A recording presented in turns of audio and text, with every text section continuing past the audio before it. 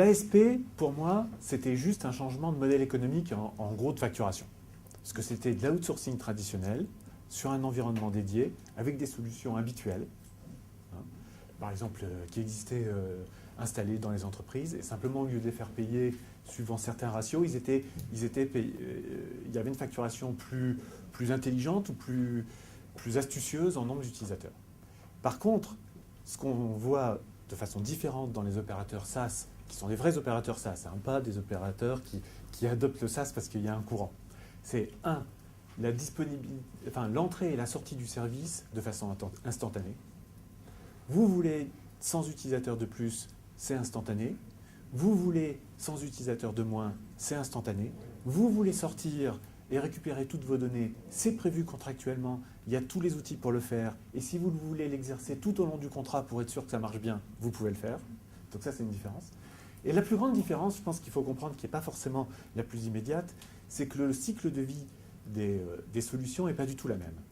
Quand on a une solution traditionnelle, eh bien finalement, on connaît tous les releases, hein, que ce soit chez Microsoft ou chez SAP. Tous les 3-4 ans, il y a une nouvelle release. Le plus gros problème des SAP aujourd'hui, c'est qu'en France, seulement 18% des clients de SAP utilisent la dernière version de SAP. 18% seulement. C'est extrêmement faible. Donc il a un gros problème. Entre ses idées d'évolution de son produit et la mise en œuvre par ses utilisateurs, il se passe des années. Et donc il est dans une logique où il faut sans cesse motiver les utilisateurs à passer à la version d'après.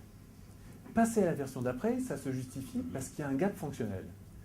Et comme il y a un gap fonctionnel, on n'évite pas toujours, rarement, la discontinuité et il y a un travail de migration très important.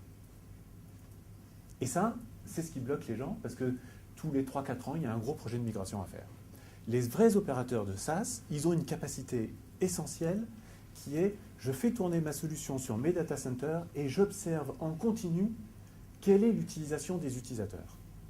Et je rajoute en permanence des nouvelles fonctionnalités. Si on prend Google, il y a une évolution majeure tous les mois et il y en a presque tous les 15 jours. Et ça, sans discontinuité. Et on se rend compte quel est l'accueil des utilisateurs. Ça, c'est la capacité essentielle des opérateurs de SaaS d'observer, d'avoir la capacité d'observation de ce qui est fait pour les utilisateurs, d'avoir une évolution continue et d'éliminer le concept même de migration.